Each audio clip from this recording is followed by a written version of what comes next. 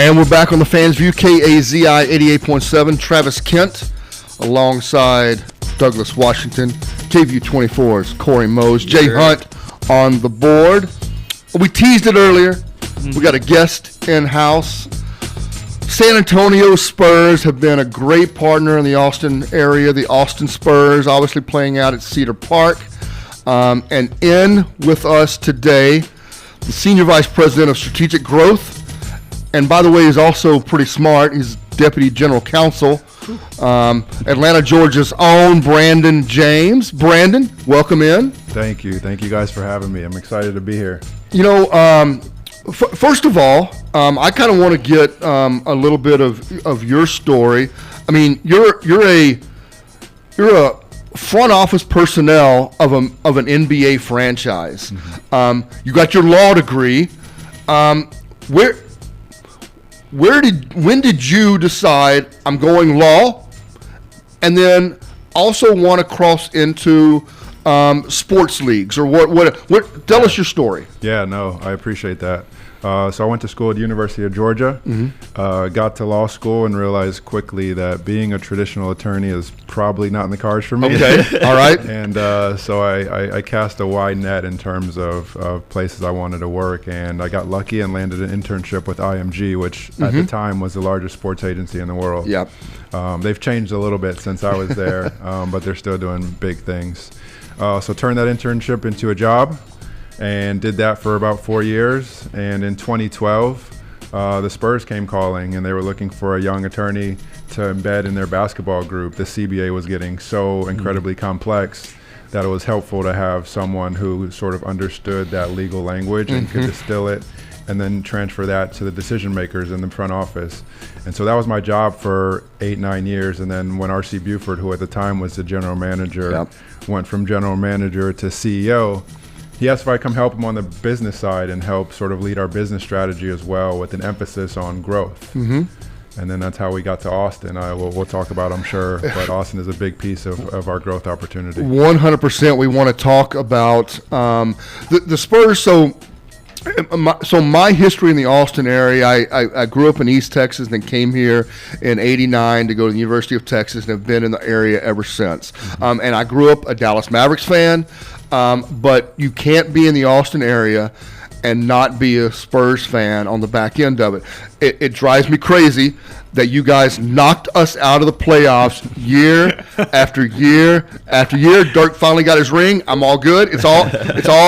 Are you sure you're good, You bro? buried the hatchet? Yeah, you sound like you're still hanging on to it. He thinks he is, and that's the growth. Is he thinks he is exactly. At this moment? Look, he thinks he is. I don't have to actually be over it. I just have to publicly express that. Yes, I'm sir. over Yeah, That's right? growth. So, that being said, David Robinson and Tim Duncan and now Wembanyama have given the Spurs this excellent platform over the years to cast themselves as, not only are they in a great major metropolitan area in San Antonio already, right, but this corridor of San Antonio, New Braunfels, San Marcos, and Austin, the way they have embraced the entire area has been, I believe, a genius move by the franchise.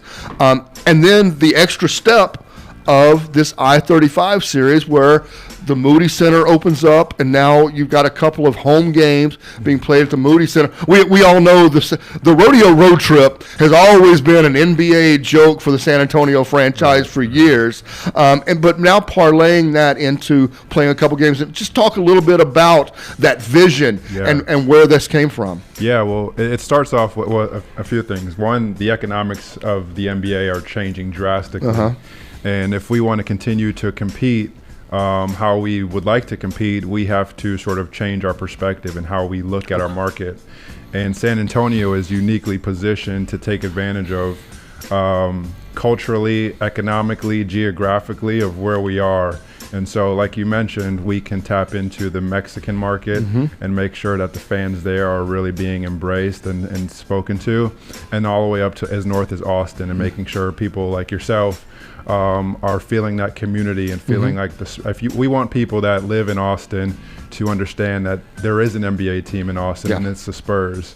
And so we're finally getting intentional about that, and we've seen some real success. People are coming out to our events in droves. We see Spurs gear a lot more around town, and we're really excited about sort of the traction that we're gaining, particularly in this market. Another market I wanted to kind of emphasize about is the French market, if we're being honest. You know, because Wemby spoke out when he got drafted by San Antonio was Tony Parker, Boris Diaw. I watched them, you know, and I know the Spurs because of them. And even correct me if I'm wrong, but you'll have a game set up over there in France. We're working on it in the near future. Yeah, we're working on it. And so, how are y'all conscious about that market as well, knowing that y'all kind of already have a foundation over there? Yeah, you're exactly right. We do have a foundation in France, and we have a foundation internationally, frankly, with Pop's ties to the international community, and obviously our plethora of players who have come from different geographic parts of the world, and particularly in France. They enjoy basketball, and we enjoy our time over there. And so what we're trying to do is figure out how can we speak to the French market, similar to what we're doing in Austin, in a more intentional way. We have the luxury of having ambassadors like Tony Parker and Boris Diaw, and so really sort of helping gather from them ways to speak to the French market is something that we're going through now, and hopefully going to get super intentional about that going forward with Victor Wembanyama doing the things that he's doing. And we're going to move at the pace of Victor, honestly. And so whatever his appetite is, and that we're not going to move much faster than that. Okay. But we're open to it. Brandon, I have two questions. The first one, serious. Second one, you and I, we've already had some conversations. You know it's going to get comical for the second. Hopefully he thinks it's funny.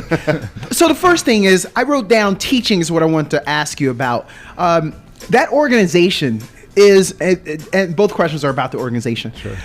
That organization is renowned for a great culture. And so I was just kind of curious. I know the NBA has their rookie little symposium that they do. What do you guys do, or have you even had to, because I'm sure it's the legal guys coming in to make sure, hey guys, make sure that you're out there and you're thinking of these things.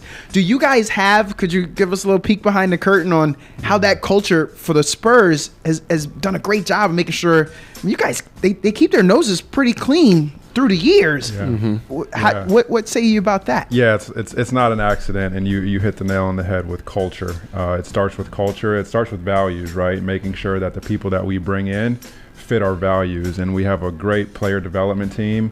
We just hired a gentleman named Caleb from the Miami Dolphins, and before him was a woman named Annalisa. And so we've always been intentional about the people that we're surrounding our players with, and making sure we're putting our players in the best position to succeed, not only on the court, but off the court as well, whether it be financial advising, whether it be building their teams and helping build their brands. We're trying to give them as many tools to be as powerful on the court as they are off the court. And we're fortunate enough that the type of players we bring in are able to capitalize that, and like you said, keep their nose clean, but also maximize what they're doing off the court, bring in extra revenue for their family, and making sure that the people around them are taken care of, in addition to being excellent basketball players. So that second part is, go Hawks. How do we know that you have cut all ties to the Atlanta Hawks? Born, raised, I used to live in East Point. Born and raised, you went to school, you got that undergrad, you got that JD from Georgia. How do we know that the organization, don't worry, they ain't listening. How do we know that you are not hurting them on the side? How do we know this? Are you all in for Spurs? Go Spurs, go. No way you're asking this question. Right? Oh, I am. I mean, we're in year 12, right? I've yet to see a Atlanta Hawk insignia on my paycheck. Okay, let's go. And did you see what they got back for DeJounte Murray? I mean, come on, dude. No, but so family and friends, do they give you a hard time? Is it pretty funny still? Family and friends are still there. Landry Fields, their general manager, came from the Spurs, and so Landry and I shared an office for several years in San Antonio, and so he's still a good friend of mine. So we do keep close tabs on what they're doing, and we're excited for them. They obviously have a great young organization. Yeah. But yeah, my heart and paycheck is with San Antonio Spurs until further notice. So I'm I love being able to talk to someone who has that front office knowledge and can get a little insight. And I'd love to hear your thoughts as a strategic growth guy and talk a little bit about the NBA and the G League and what those partnerships and not only from the player standpoint, right? I mean, there's player growth that goes into that, but the idea of cementing marketplaces and building brand image and things like that. Talk a little bit about what the G League does for an NBA franchise. Yeah, so it's a breeding ground for talent, and that's, like you said, not just on the basketball court. And so we've had coaches matriculate to coaching ranks in the NBA. Taylor Jenkins is a prime example, former G League coach, now the head coach of the Memphis Grizzlies. We've had some front office people, again, matriculate from our G League program that are now running NBA teams, Sam Presti among them. And so we're really excited about what we can do with our G League program, and as you mentioned, being an entry point into another market similar to what we've done with Austin, it just allows us another touch point when Austin fans may not be able to make the drive 70 miles down to San Antonio. They still have professional basketball and high-level basketball. I think I saw a stat recently that said a third of the NBA had spent time in the G League, which is a big deal for fans to be able to get access and exposure to these up-and-coming NBA players while they're early in their career. So I know the I-35 series was kind of a test run, right? You wanted to see last year how it was going to pan out, and I was there for both games covering it, and so saw the crowd sold out. I remember you had a dope suit on. Yeah, Corey! Oh, correct. Crispy Corey, that's what I call him. Yeah, that's what the streets be saying. Something like Something like that, becoming clean, But yeah, so with that being so successful, now my question would be, what is the kind of end goal, or what is the vision right now for Austin after you saw, okay, they love it, now what? Yeah. Excellent question. I don't know if there is an end goal per se. To me, I think where we'll be satisfied organizationally is that when companies, when people, when fans identify the Spurs as Austin's NBA team. Austin is such a transient city. People are moving from all over. You from Atlanta, you from East Texas. So the more that we can create NBA fans and Spurs fans particularly in this Austin market, that's only going to help us organizationally. And so at the end of the day, we're just trying to make sure that the Spurs community feels a sense of pride and home in Austin and in Mexico and in all points in between. And there's a give and take from a front office perspective when you're looking at strategic partnerships and what to do with games, and you've got ideas about France and the Mexican market. And there has to be a lot of talk about are there opportunities in Mexico to have games in Mexico City or whatever the case may be, but you have to balance that out because you have 41 home games, right? And you have to figure out what will our market, what will San Antonio tolerate as a fan base of us taking those away. And I'm guessing those are really the details of what you guys are talking about. Yeah, every day. There's that saying, what's it, dance with the girl that bought you there? Exactly. Yeah. So we understand that San Antonio is our core, and San Antonio is always going to be our home. What we're trying to sort of paint the picture now is that in order for us to compete how San Antonio fans want us to compete, we have to look at our market differently. And so really it's about storytelling. The team's not moving. We're just expanding our sights on what we consider our market. And I think that's starting to catch on. That story is starting to be told, and it's paying huge dividends for our organization. Has there been, I mentioned earlier the rodeo road trip. It's a real thing. I mean, like it's legit. It takes away, I don't know what the 20 something days that you can't use your own arena. Right. And during, when you look at what we were just talking about, 41 home games, what do we do with this? Is that part of the thinking as well of, look, if it's 41 home games and we have, I'm just going to throw a number, 36 are going to be in San Antonio, and we're going to spread a couple to Austin. We're looking at France for some things we're going to do, but is it also part of the travel plan and the picture and the talks with the NBA of can we have our guys sleep in their own beds a few more nights over this 20-something day span, as opposed to being on planes and on the road, and that wear and tear look, travel just stinks. I mean, it's part of NBA life. Yeah. We all get it, but when you have to be away for that long, it's got to be a wear and tear on a organization. Yeah, you're absolutely right. The travel is a monster in the NBA, and so what we've tried to do is look at that schedule and figure out how we can make some of that travel easy for our players. We've hired sports scientists and high medical performance people to help sort of guide us in that area. But in terms of scheduling, we have a lot of stakeholders that we have to make sure are taken care of. University of Texas, Oakview Group that owns Moody Center, Bear County, who owns our arena back in San Antonio, the NBA. And so all these people have to be aligned for this to go right. And we've been fortunate to have them all on board to do these past games that we've done and the ones that we have coming up in the future. In an ideal world, we'd love to break up our rodeo and have more games in Austin. But we have to understand that University of Texas has goals that they want to meet, right? We're in the middle of the University of Texas men's and women's basketball season. And so what we don't want to do is be too disruptive to what they have going on, and being good partners where we can find mutual benefit from our presence here in this market. Brandon, I'm so curious here. Another two-part. Yep. In all of our opinions, you guys have an intramural league of staff that plays there in the organization. Is that true? And then, because I already know who your first pick, you're probably, everyone's fighting for the dunk champion. And then the second part is, who's your favorite Spur? Wow. My favorite, I'll start with the favorite Spur one, right? So, I mean, look, I mentioned our values filter. So all of our guys are really, really good guys. I developed some really good relationships with Patty Mills, who I still keep in touch with. Boris Diaw is another one that I still keep in touch with. Doug McDermott's a good dude. I can't really name one. Our whole team right now, they're young, but they're really good guys. We've had them up in Austin several times for our player immersion programs.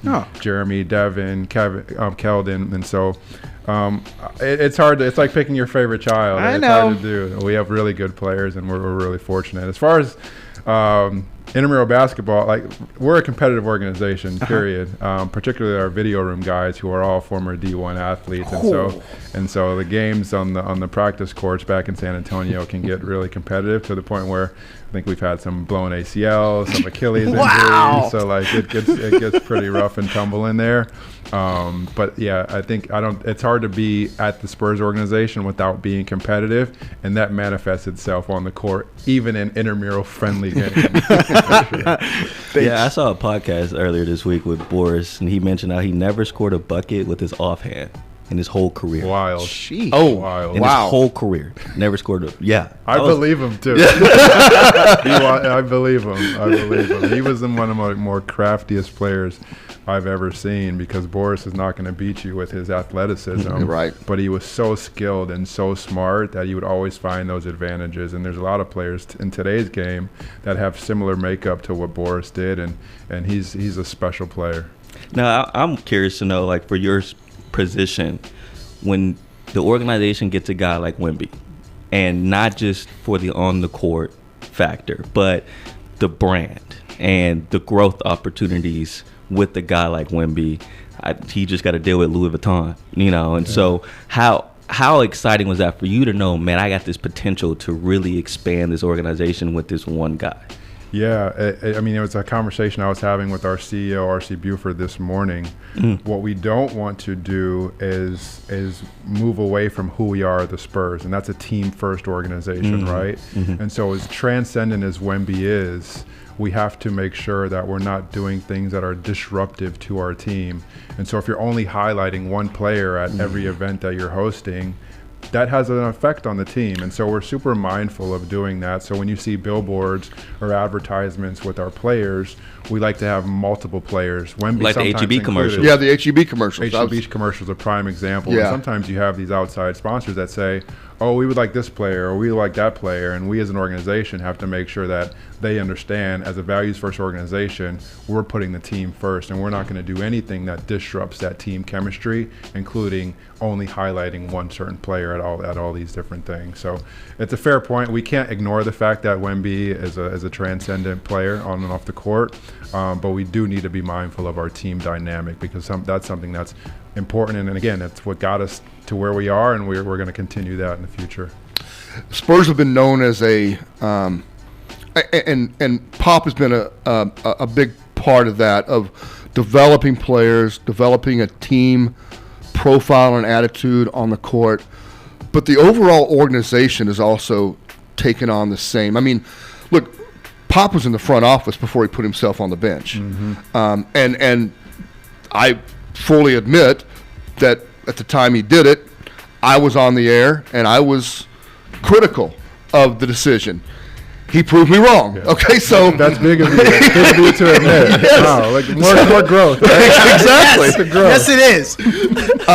But the organization overall has spawned people that have moved all across the NBA on a running franchise. Near and dear to my heart is the University of Texas. We lost Lance Blanks last year, who was a big part of the organization as well. I just wanted to get Lance's name in there as we were talking about the Spurs. But talk a little bit about the overall vision of the Spurs as an organization and helping people grow. And like, how does that play into your mindset? And is like, do you have other front office goals in mind? I don't, however much you would like to talk about that. We're a development-oriented organization, and so we understand that how we get people is hopefully not how they're going to leave or matriculate up in our organization. And so what we try to do is put resources around our staff, our employees, our players, so that everyone is constantly growing and developing. I'm an attorney by trade, but I'm leading our growth efforts in Austin. And so that is just a prime example of us being able to organizationally allow people to expand things that they're comfortable with, that ultimately help the organization. It comes down to putting people first and making sure that they're taken care of, they feel good about where they are. And if that can benefit the organization, which we've had experience that it does, then the more that we can pour into people's growth and development, understanding that their ultimate goal or their ultimate job may not be with us, we have to be okay with that, because doing that and having that culture is only going to increase our ability to attract and retain top level talent, which we try to do. I want to go to your base, your general counsel. By the way, I'm not terrible at resetting, but Brandon James with the San Antonio Spurs, Senior Vice President of Strategic Growth, Deputy General Counsel. You mentioned earlier when you came on board and working with the CBA and the intricacies of the structure of the NBA. One, what's the size of your counsel staff? Team, yeah. And how much time and how much effort is there on an annual basis, if you can somehow quantify it, of dealing with not only what your cap looks like and any potential taxes that go with that, and moving forward of what the team needs. Yeah. Talk a little bit about the business side of running a franchise. Yeah, so in terms of building a legal team and a strategy team, which I'll get to the distinction in a second, I'm a big believer, and I'm not saying this to be modest, on hiring people smarter than you. Yeah. And so our legal department is a top-tier legal department. Our chief legal officer, named Bobby Perez, resides in San Antonio, and he's sort of the head of the snake. And then he handles all of our business dealings, right? Okay. Corporate signage, naming rights, media stuff. I handle the basketball stuff, right? So agent negotiations, player contracts, off the court issues, etc. And then we have some junior attorneys that work in San Antonio, and then one of them actually lives in Austin that helps sort of round out our legal department. In terms of the CBA, it's super complex, but I want people to understand it's not just lawyers that have the ability to navigate and maneuver a CBA. Our basketball strategy team actually has one attorney on it, but 3 non-attorneys, and they are cream of the crop. You won't find a better basketball strategy group. So it's really the ability to problem solve, the ability to know basketball, and we're really high on sort of our collection of assets in terms of draft picks and capital that we have to build going forward. And so we're really in a good position that we have a really strong young core of players and assets to add to that and build to that and to put people around our core group to continue our build towards hopefully championships in our future. And so it's a complicated formula, but again, really talented group, and our strategy group and our legal department, I'd put them against any organization, any sport even. We don't have much longer. We're going to go to break. Brandon, thanks for joining us today. We were 0-2 this year against the Hawks, so maybe those are the games you don't attend in the future. I'm thinking there's some things there. I'm saying that's probably for the best. San Antonio, the draw. I moved here from Georgia, and what I try to tell people when I try to get people to go to the games in Cedar Park is that you, if we're transits, you can build memories. That there's something, you're part of something bigger than yourself by rooting for the home team, and it anchors you to the community. Yeah. And I really like what they do, so you could go back and tell them how they're treating us here. It's amazing. Great family experience. Awesome. I love the games. I know you're an NBA guy and you're like, hey, you're talking so much G League. Well, we love it. And you guys took Mamukashvili, and I loved him. He had that big game. Y'all took him. Y'all ain't gave him back yet. So we know that kind of stuff. Yeah. But do you guys look at it the way I'm talking that we can get these families, some of those that are here as transients, we can get those families to get in? Is that part of that vision? Absolutely. I have this conversation all the time in the community. I would argue that the best bang for your buck in terms of sports spend is a G League ticket. You're seeing NBA players for $10, $15 and close. You get to hear them, see them, feel them. And there's no better value, I think, in sports than a G League game. And so you're really getting to see top-level talent for a very reasonable price and a family-friendly environment. So I'd argue with anyone that the G League is the best bang for your buck in terms of sports spend in Austin. Well, I led this off by saying the Spurs have been a great partner for the Austin area. We appreciate you coming in. It has been a fantastic getting some insight into what you do and how the Spurs think. It stands out as one of the best organizations in all of sports. Appreciate that.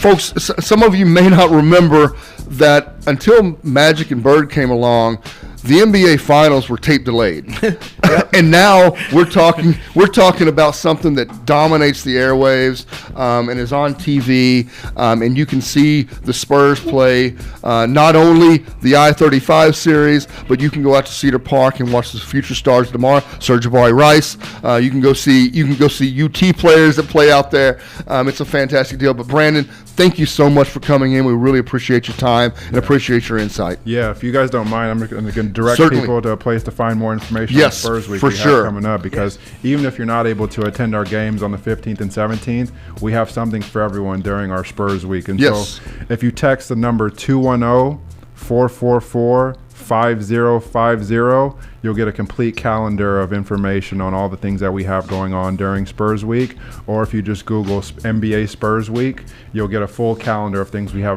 going on from that Sunday to the Sunday after our games, from free coffee to watch parties to 3-on-3 tournaments, you name it, we have it. And so we're really trying to, we understand it's during South by, and South by takes up a lot of atmosphere, so we're really trying to sort of fit in with all that's going on and really make it an amazing experience for people in and around. Would you mind doing the number again? Because we know Mr. Oklahoma wasn't ready. He's got to find a pen and paper. And you know it, Mr. Oklahoma. Text Spurs Week, one word, Spurs Week, to 210-444-5050. Perfect. And you'll get everything you need. Or just Google NBA Spurs Week, and it'll take you to a calendar of all our events.